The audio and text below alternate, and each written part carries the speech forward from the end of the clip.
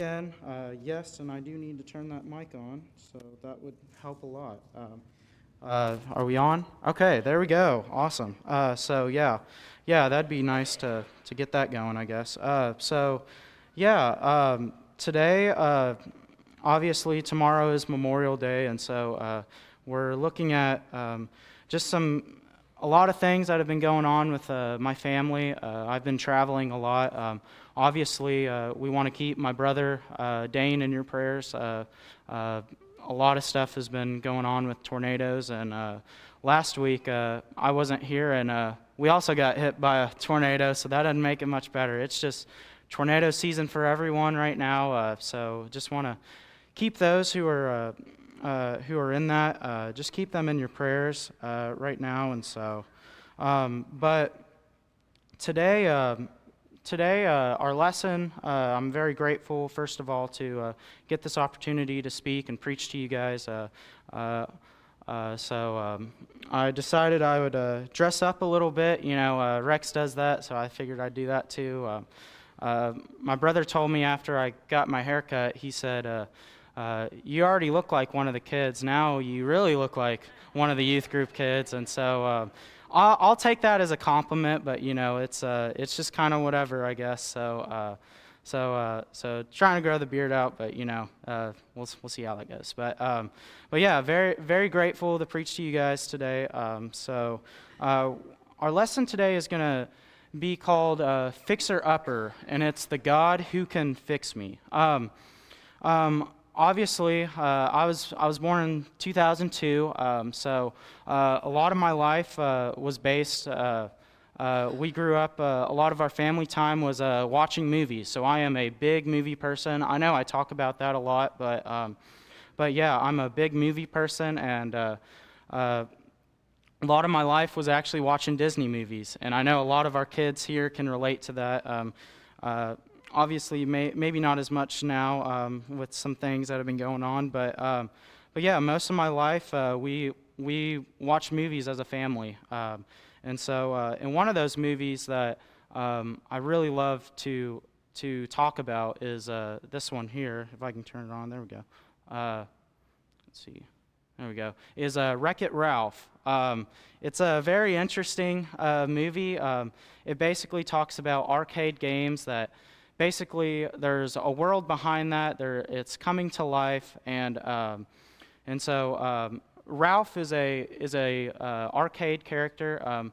He's actually known as the bad guy in this movie, and he is known for what his name is, wrecking things. And so throughout the movie, he wants to try and change that persona, try and be the good guy for once. And so eventually he goes rogue, he leaves his game and tries to get into other games so that he can prove himself. But I want to talk about the guy who we would most likely see as the good guy, and I circled it here, is Fix-It Felix Jr.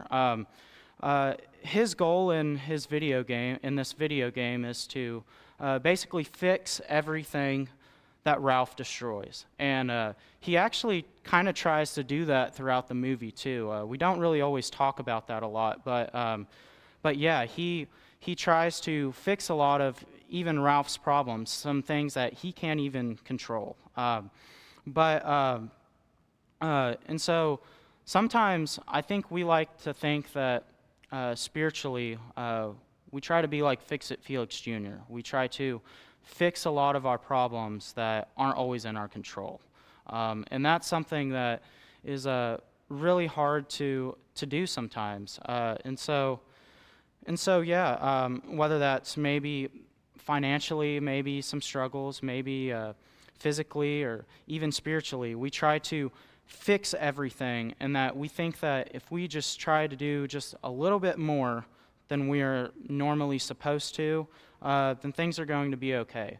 But sometimes that's not true.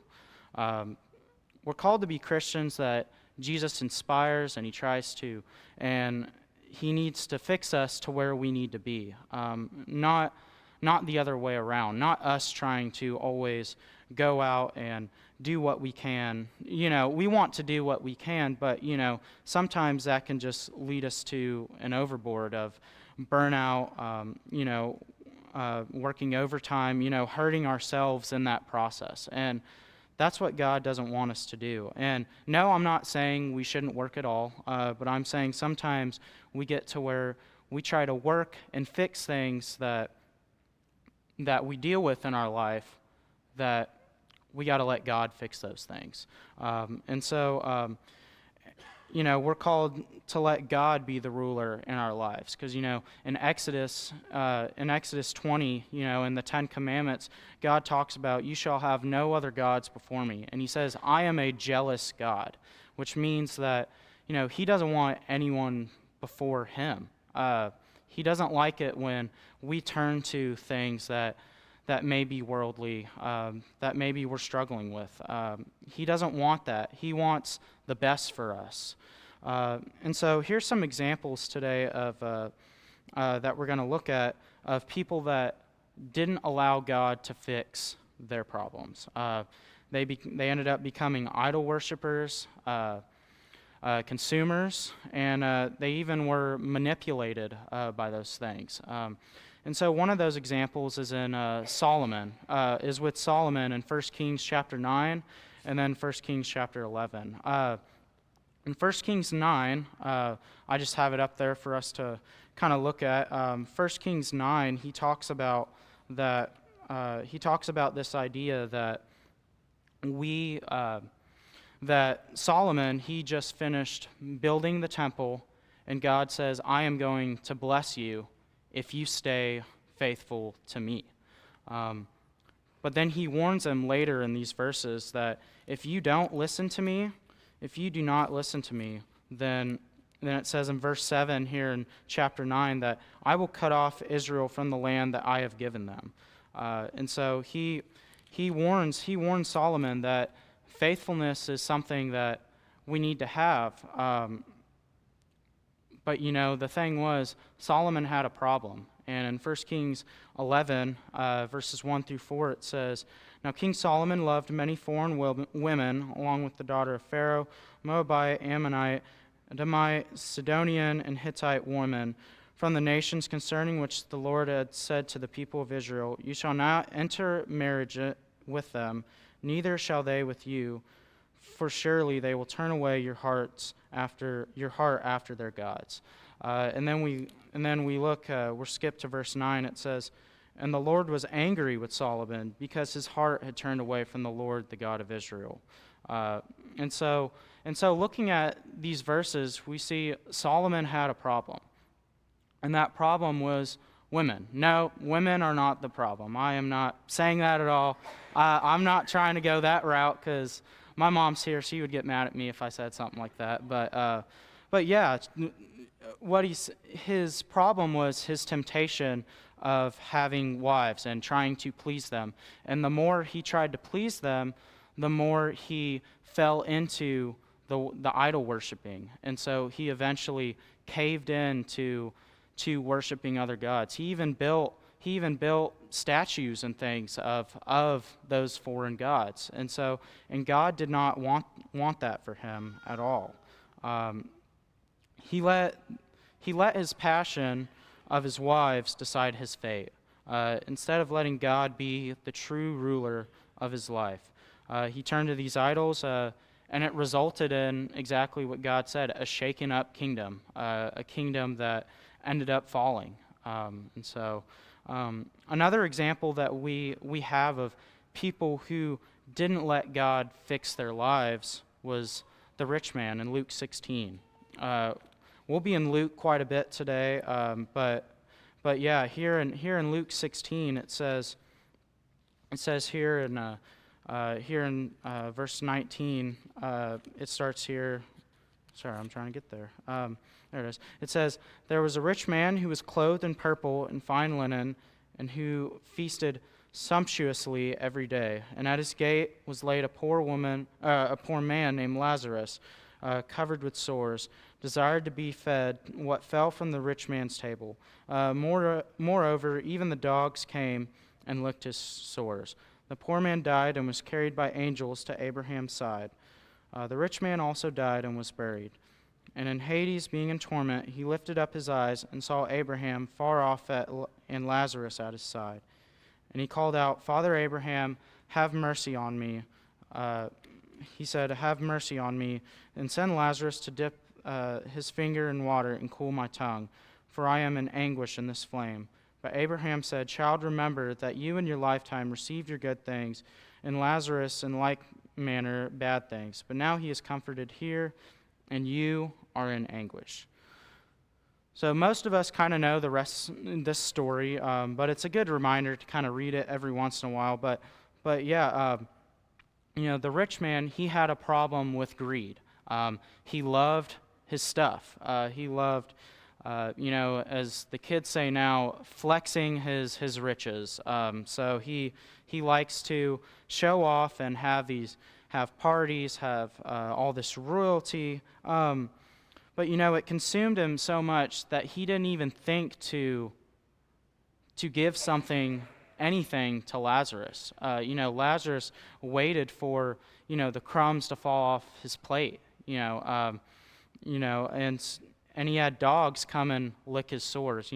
Dogs weren't really pets in this time, so it was a little bit of a different kind of thing. They were more like stray dogs and things like that, but they licked his sores. So, the rich man didn't even care about the person that was right outside his gate.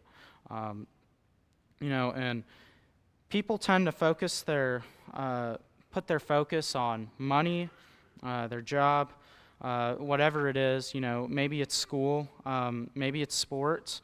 The people that put their focus on that, they often lose value in the things that are important. According to a study from on this website, it said in 2018, there's a survey that studied that families on the weekdays are only spending 37 minutes of quality family time together. 37 minutes. And why they said it was that low was because there were jobs, there were other things going on, there were sports, extracurricular activities with their kids, driving them to places. Our families today have definitely changed from quality time to almost no time. Literally 37 minutes. That's only a little over half an hour that we get with our kids. Spending time with other people. But yet the average time an American adult is spending on social media is 3 hours a day. That's a big, significant change in stats. Which just goes to show that we're not putting our families, we're not putting what really matters in our lives. We're not making that a priority. And so, even families are being consumed by other things in life, whether that's social media, whether that's work, whatever it is. That's why maybe more and more, families are starting to, not be as close as they used to be. And so yeah, absolutely, we can see here that when we put other things, when we put our money, when we put our job in front of things that really matter, like maybe family time, maybe it's time in the Word, we become people that end up loving stuff more than we even love our own families. And another example of this is Judas Iscariot. We know with Judas, kind of the story behind him in John 12. This is after Mary. She anoints Jesus' feet, and it says here in verse 4 that, but Judas Iscariot, one of his disciples, he who was about to betray him, said, "Why was this ointment not sold for 300 denarii and given to the poor?" He said this not because he cared about the poor, but because he was a thief, and having charge of the money bag he used to help himself to what was put into it. Um, Reading that, obviously this is something we see that Judas had a problem with money. He had a problem with greed. Um, Jesus trusted him with being the guy in charge of the money box or the money bag. In charge of maybe giving supplies, helping out financially throughout his ministry. But he was keeping some money for himself. So greed was a big problem here for Judas. You know, when it comes to an earthly desire, maybe it's money, maybe it's our job, maybe it's school, whatever those things are. Maybe it's the amount of social media we're spending. Whatever it is, if we are putting ourselves in situations where we know our temptations can occur, then we're setting ourselves up for failure. And that's something that is really hard. I remember a preacher talking about social media and how big of a problem it was, and he talked about, the problem is we have this with us all the time. It's like having some kind of drug in our pocket for us to have it all the time. And so he talked about that, and it made a lot of sense. And so, when we are putting ourselves in that situation where temptations can occur, then we're setting ourselves up for failure. So we got to find ways to help fix that. We got to let God fix those problems. And we'll get into how we can do that later. And so people who do let God fix their problems, they understand repentance. They understand that they've got to turn the different direction of where they were previously going. They're selfless. They're putting others before themselves. They're putting God before themselves. And they recognize grace in their hearts. They know they may not always be perfect, but they are working to strive and allowing God to fix that and say, hey, I'm okay, but we're going to keep pushing. And a good example of people that were fixed by Jesus was Zacchaeus in Luke 19. Most of us know this story. We sing the song, the VBS song about Zacchaeus. It says, he entered Jericho and was passing through. There was a man named Zacchaeus. He was a chief tax collector and was rich.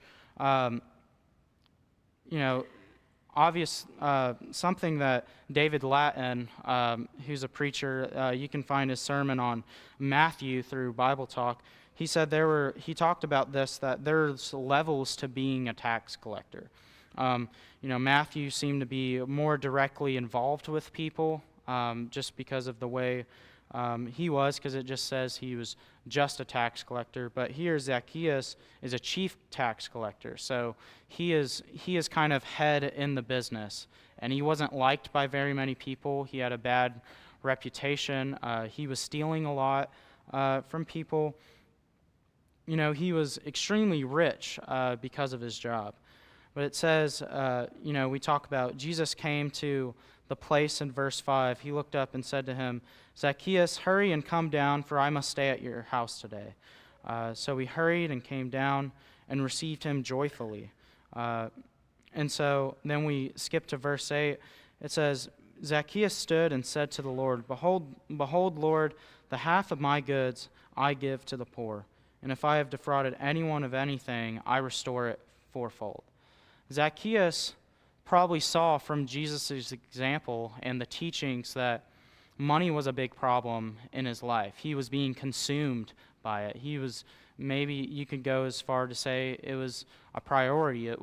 He was worshiping money. And Jesus taught, Jesus obviously, if they went to his house, he more than likely talked about, hey, if you want to follow me, you've got to change this in your life. And he allowed Jesus to fix his problems. And he ends up repenting of that. He gives up he gives half of his goods to the poor, and whoever he has defrauded or swindled, he is going to give that. He's going to restore it fourfold. So he is going to stay to his word.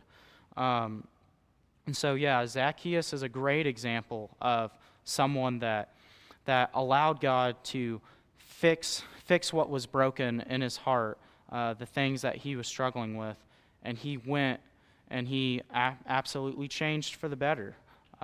Another example is Peter. I put this verse up there because I think it definitely shows us kind of the person Peter was. It says, "The Lord turned and looked at Peter." This is after he had lied and said, "I didn't know who Jesus was." Here it says in 62, he went out and wept bitterly, which means he was absolutely sad for the things that he did. And so I remember Rex talking a while back about the difference between Peter and Judas, two people that basically denied Jesus at the time when Jesus probably needed them most. And he talked about how Peter realizes his mistake, and he tries to fix it through repentance. We can see throughout the book of Acts all the things that Peter did to accomplish and to accomplish for Christ. We read 1st and 2nd Peter, the endurance that he goes through.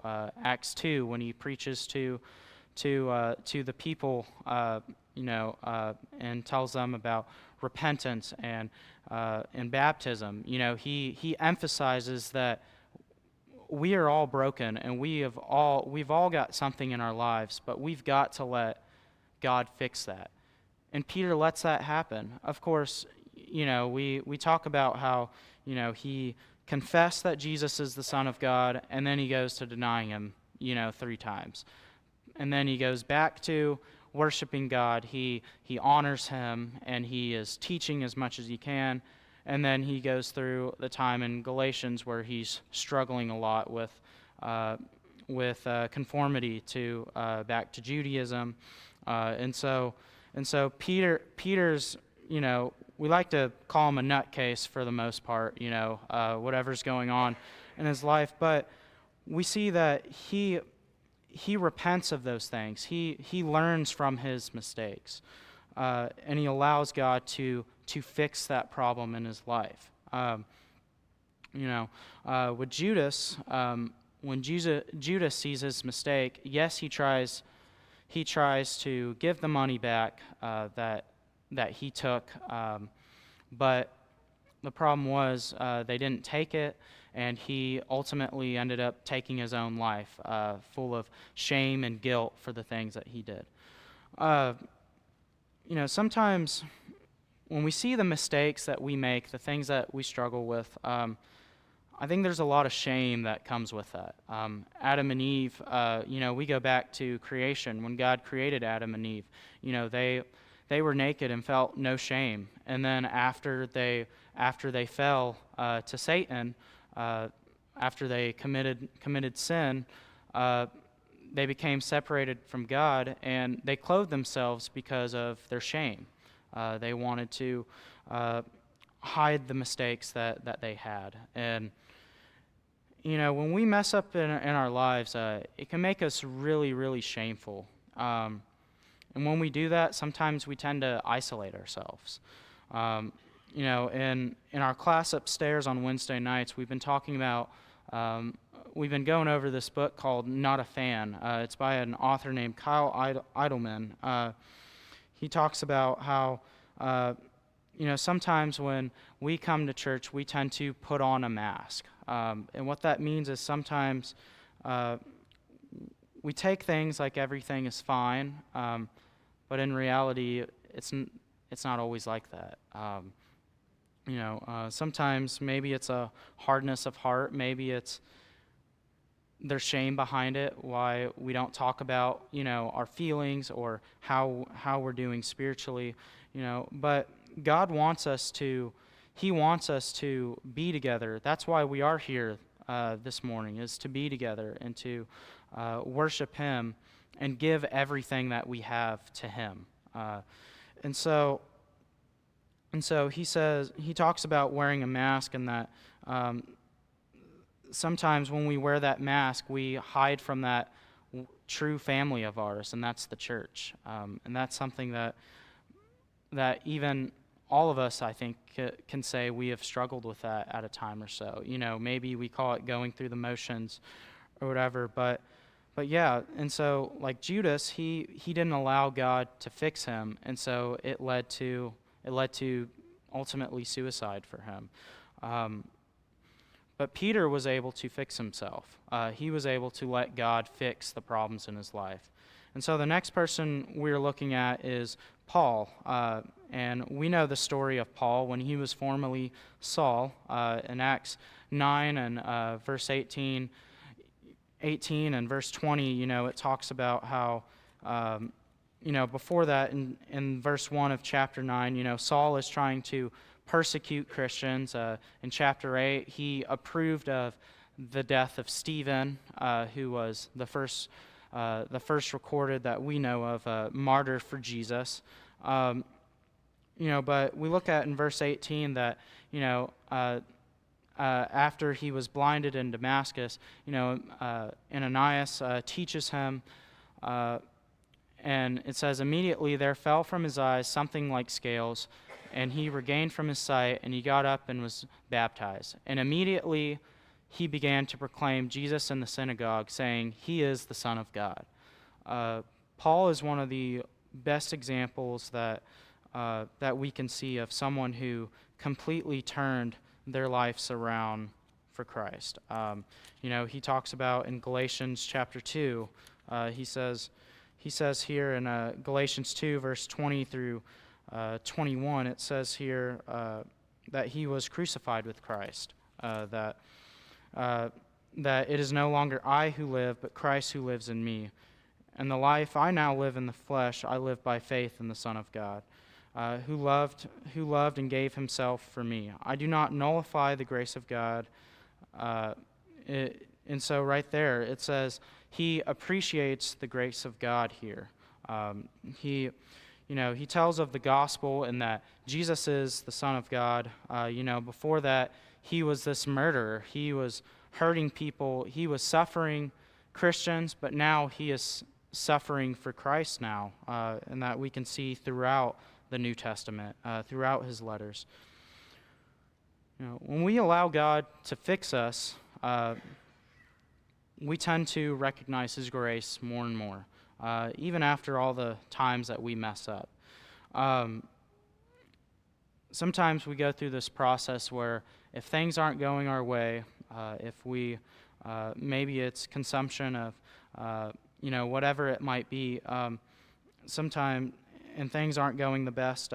This book I read, this lady named Andi Kolber, she talks about this process of white knuckling things, and what that means is we try harder and harder and harder to do it ourselves, but all that does is ignore things that maybe we're really supposed to do. It can numb our emotions, and it can have us go through seasons of exhaustion, burnout, and even depression. And so when we try to fix everything ourselves, it can lead to that. When we try to white knuckle everything, if I push just a little bit harder, I'll be okay. But no, sometimes that's not the case. Things are going to happen. But we got to let God fix the pieces in our life. And so how do we let Jesus fix us? Well, we go through the healing process. We give our hearts to him. In Hebrews chapter 10, I'll read verse 22. You can see it on the screen. Verse 22, it says, "Let us draw near with a true heart and full assurance of faith."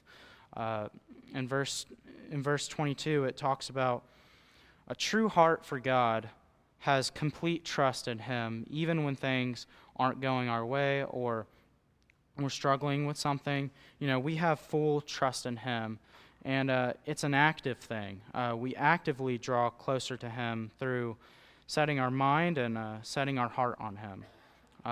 Another thing, this book that this lady, Andi Kolber, said, she talked about this process of instead of trying harder, try softer. And what that means is, in a world where we are trying to just push as much as we can, give all that we can, and there's nothing wrong with that, but when we try to go overboard with that, if we try harder, then sometimes we miss things that are very valuable to us. And so she has this method called try softer, and that is, how we do that is, we slow down our thought process. We aren't always going 100 miles an hour. We are, staying put and just kind of seeing, okay, what is going on in my life? What is something that I can maybe work on?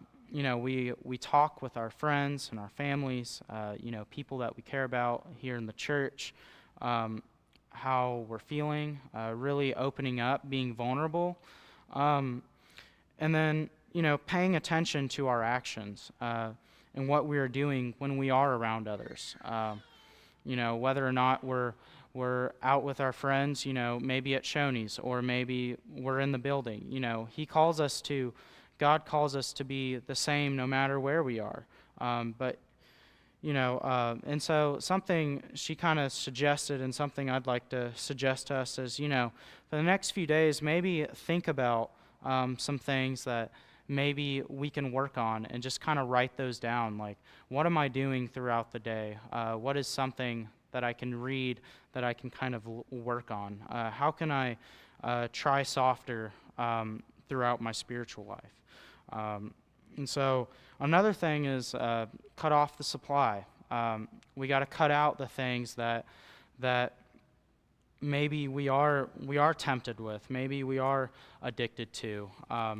And in Mark 9, it talks about that. He says here, most of us probably know these verses, but he talks about the idea in verse 42 through 47, whoever causes one of these little ones who believe in me to sin, it would be better for him if a great millstone were hung around his neck and he were thrown into the sea. And in verse 43, and if your hand causes you to sin, cut it off.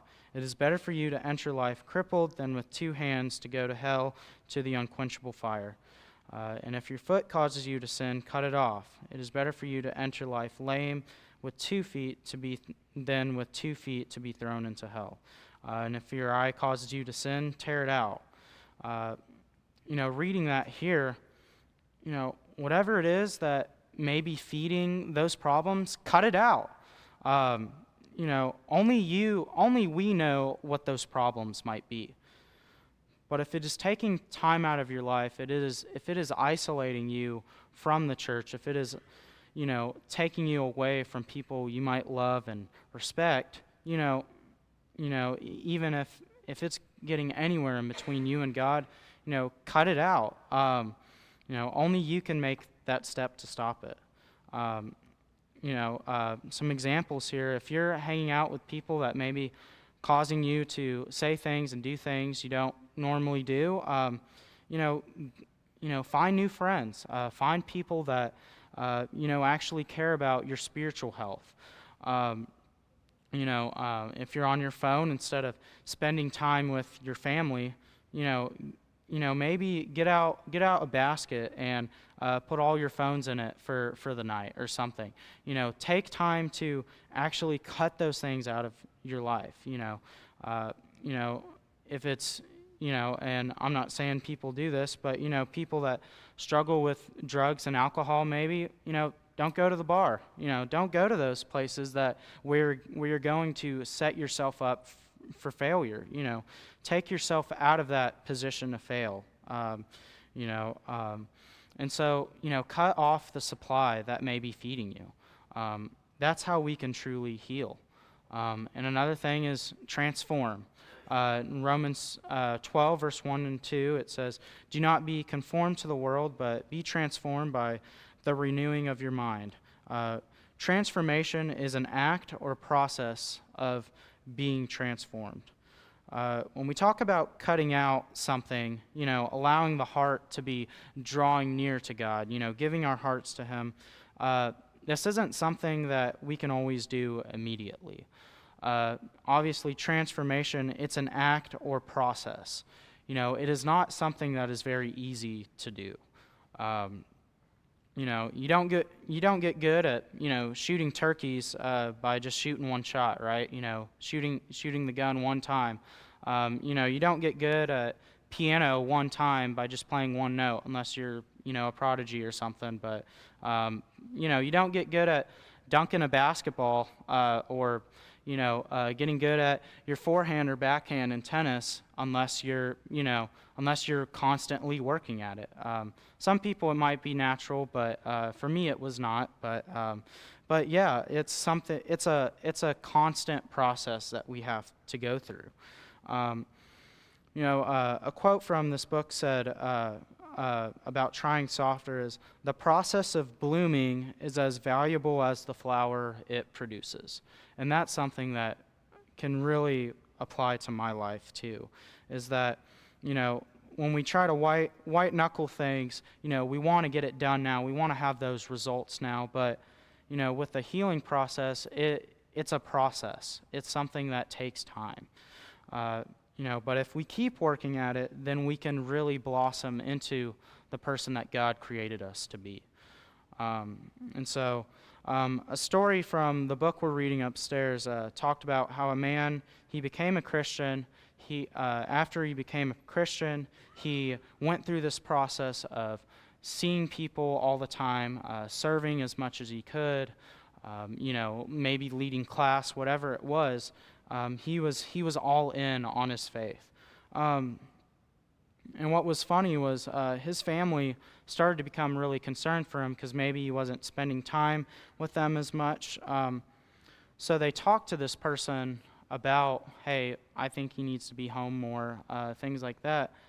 But the thing that they didn't know, that the person didn't know, was the family were churchgoers their entire lives. They were people that, they were going to church as much as they could, but yet they were trying to keep him from being the person that God truly wants him to be, which is just kind of funny to see that.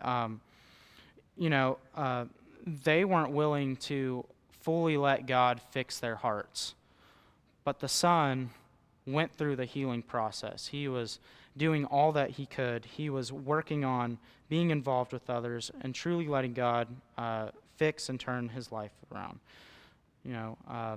God is personal with us, and so he is someone that really cares for us, and he wants what's best for us. But we have to take that step in order to let him fix us. We can't always just white knuckle our way through everything. We don't have to be like Fix-It Felix and try and solve every single problem, but God won't magically fix us right then and there. It's a process, like we talked about, transforming. It's a process of being transformed by him. But he gives us those opportunities to make those steps. Sometimes we're going to mess up. Sometimes we'll fail. But when we recognize his grace, we know that we can do better because of him. If we are allowing him to constantly fix us, then we can be the people that he wants us to be. If you're here today and you have something that maybe you need fixed in your life, maybe it's just maybe I need to come to Jesus now.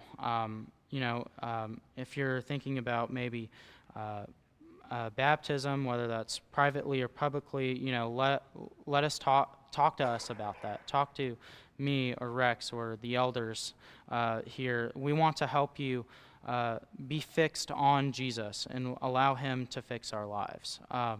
And so if there's something else that may be going on in your life that you might be struggling with, maybe you just need prayers or whatever it is, whatever that may be, please do it as we now come forward as we stand and sing.